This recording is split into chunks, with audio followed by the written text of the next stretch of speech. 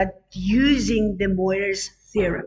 Okay, you can only apply it when we multiply, when we divide, or when we have an exponent. The statement is, if you multiply, you add. If you divide, you subtract. If you have an exponent, you multiply. Okay, let me explain to you very easy. Let's assume we have 4, angle is 40. Multiply with 3 and your angle is 20. And that must be divided by, let's say, 2 angle 30 degrees. Our law tells us, if you multiply, you add. So I'm going to have, remember, this is a radius, this is a radius, this is a radius. So that's a normal number.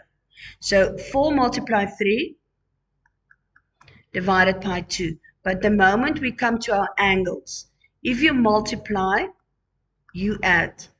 If you divide, you subtract. So we're going to have 12 divided by 2 gives me 6. And this is going to be 60 minus 30 gives me my answer of 30. If I can give you another example.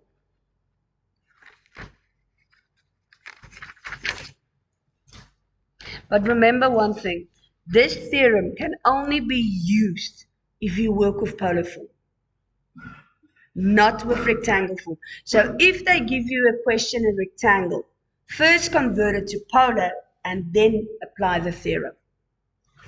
If we have another one, for example, they say z is equal to, and they give us a 6. First angle is negative 30 degrees. Multiply 4, 90 degrees. Divided by 3, 10 degrees. And they say this is all to the exponent 3. So if we look at that, again, if you multiply, you add. If you divide, you subtract. But that has only to do with your angles. So we're going to say 6 multiply 4 divided by 3, because this is normal radiuses. Then we're going to have negative 30 plus 90 minus 10 to the exponent 3. 6 multiplied 4 is 8. 6 multiplied 4 is 24. 24 divided by 3 gives me an answer of 8. If I go in my angles, you say negative 30 plus 90 minus 10 gives me an answer of 50 degrees to the exponent 3. Now, if you have the exponent, you're going to say my radius is 8 to the exponent 3, and I'm going to have 50 multiply 3. So my final answer is going to be 8 to the exponent 3 is 512, and my angle is 150 degrees. Then they go a step further and say, all right, give me the final answer in the rectangle form. So then you use your calculator and you say shift, rectangle, 512, shift, comma, and then 150, close the bracket, equals, and I have the x is negative 443, comma 405, and my y value is plus 256j, and there you go. All right. All right, ladies and gentlemen, so this will be 3 multiplied 2 divided by 4. Our angle is 45 plus 30 plus 70, because minus minus give me a positive to the exponent 4. So 2 multiplied 3 is 6 divided by 4. And if we look at our angle, that gives me 45 plus 30 plus 70. That gives me an answer of 145 to the exponent 4. So if we go further, I'm going to have here 6 to the exponent 4 divided by 4 to the exponent 4, and 145 multiply 4.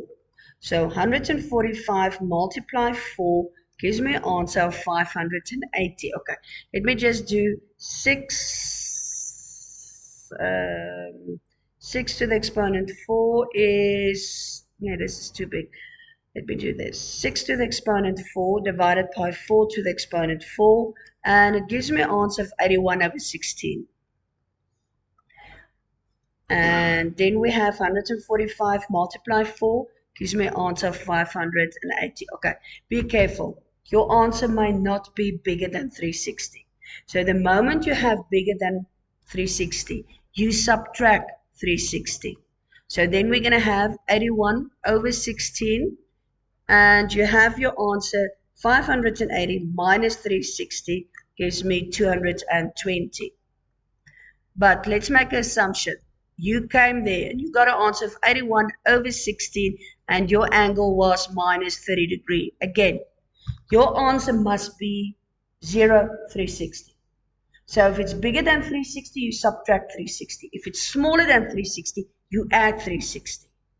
So then we're going to say plus 360. So there's my answer is 81 over 16, 330 degrees. Then you take that answer and you put it in a rectangle form.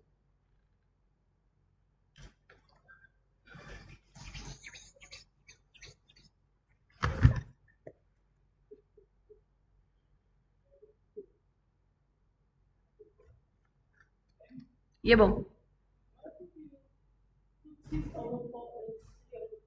Fine. You 2 over 2 or 3 over 2. 3 squares 9. 2 is definitely 1 is to the exponent 4. It's 81 over 16. It's fine. Because look here.